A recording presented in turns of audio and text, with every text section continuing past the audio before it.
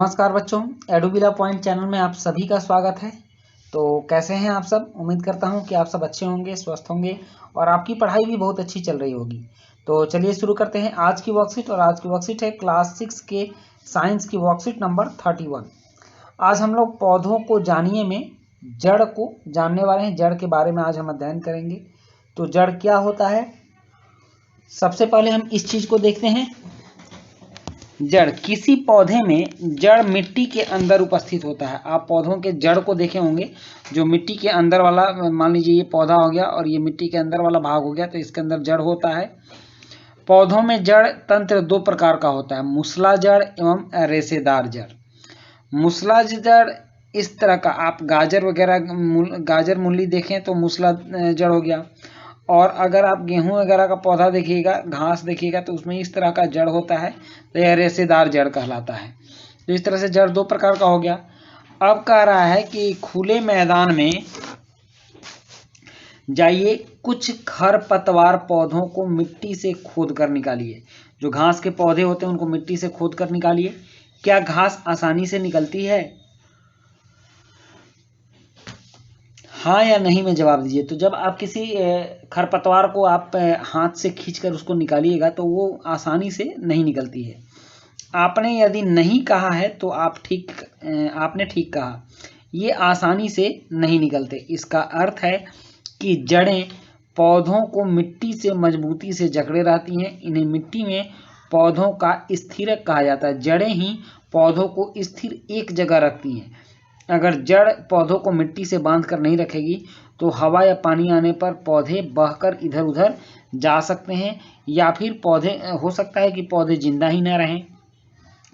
अब यहाँ एक क्रियाकलाप है कि किसी खुले मैदान से जैसे दो खरपतवार लीजिए, मतलब एक ही तरह का पौधा आपको लेना है। ध्यान रखिए कि इनकी जड़ों को कोई नुकसान न हो। खरपतवार के एक पौधे को एक गमले ए में मिट्टी डालकर लगा दीजिए। दूसरे पौधों की जड़ों को काटकर दूसरे गमले बी में लगा दीजिए।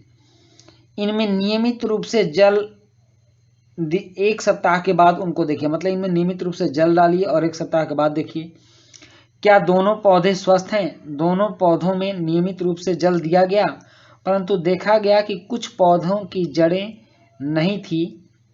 जिस पौधे की जड़ें नहीं थी वह सूख गया, यानी जड़ें पानी को एक स्थान से दूसरे स्थान तक पहुंचाने का काम करती है। जड़ें जो है पानी को पत्तियों तक पहुंचाती हैं, और अगर इसमें जड़ ही नहीं रहेगा तो ये पौधा सूख जाएगा। उसके बाद जड़ों के प्रकार देखते हैं, मूसला जड़ और रेशेदार जड़। मूसला जड़ में हो गया सेम, आम, इनकी जड़ें मूसला जड़ होती हैं, मोटी मोटी जड़ें होती हैं। और रेशेदार जड़ में हो गया गेहूं और मक्का। अब इन दोनों में अंतर देख लेते हैं, मूसला जड़ और जड़ें और रेशेदार जड़ें। मूसला जड़ें, यह मुख्य जड़ है जिनसे जड़ों की शाखाएं निकलती हैं। जैसे आप देख लीजिए, मुख्य जड़ है और इससे शाखाएं निकली हुई हैं, यह मूसला जड़ें हो गई। मुख्य जड़ मिट्टी में गहराई में उगती है, जैसे सेम, आम, इन सब की जो जड़ें हैं काफी नीचे तक जाती हैं। और तीसरा हुआ मूसला जड़। मूसला जड़ वाले पौधों की पत्तियों का सिरा विन्यास जालिका रूपी होता है, मतलब इनकी जो पत्तियां होती हैं ये जालिका टाइप की होती हैं, ऐसे ऐसे इनमें बना होता है। और रेशेदार जड़ें, रेशेदार जड़ें तने के आधार के से निकलने वाली जड़ों का गुच्छा होता है। यहाँ से गुच्छा टाइप का निकलता है, ये रेशेदार जड़ें होती हैं। जड़ों का गुच्छा पतला और रेशेदार होता है, जैसे गेहूं, मक्का इत्यादि का गुच्छा। और रेशेदार जड़ वाले पौधों की पत्तियों का समानांतर सिरा विन्यास होता है। अब है प्रश्न 1 कि जड़ों के क्या कार्य हैं। तो जड़ों के क्या कार्य हैं इसको देखिए। यहाँ जड़ का कार्य आपके वर्कशीट में बहुत ही सामने लिखा हुआ है।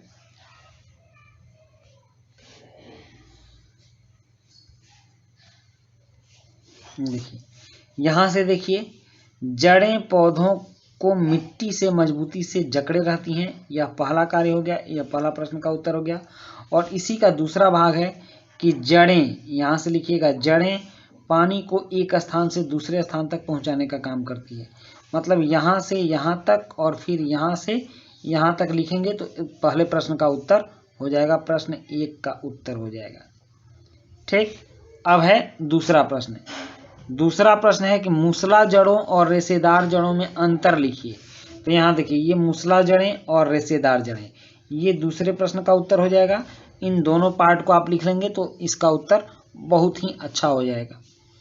उसके बाद अब है रिक्त स्थानों की पूर्ति कीजिए।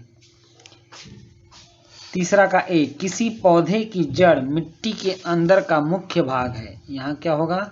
मुख्य भाग। ठीक, इससे मुख्य होगा। और पौधों में दो प्रकार की जड़ें होती हैं। बी में 2 भरेंगे। और सी होगा कि जिन पौधों की पत्तियों में जालिका रूपी सिरा विन्यास होता है उनमें मूसला जड़ें होती हैं। कौन सी जड़ें होती हैं? मूसला जड़ें। ठीक, और रेशेदार जड़ वाले पौधों की पत्तियों का सिरा विन्यास समानांतर होता है। समानांतर होता है। तो इस तरह से आपने देख लिया कि खाली स्थान में क्या भराया जाएगा, और ऊपर के प्रश्नों का उत्तर भी आपने बहुत अच्छे ढंग से जान लिया। तो इसी के साथ आपकी वर्कशीट कंप्लीट होती है। वीडियो अच्छी लगी हो तो लाइक, सब्सक्राइब, कमेंट जरूर कीजिएगा। मिलते हैं नेक्स्ट वीडियो में। Thank you.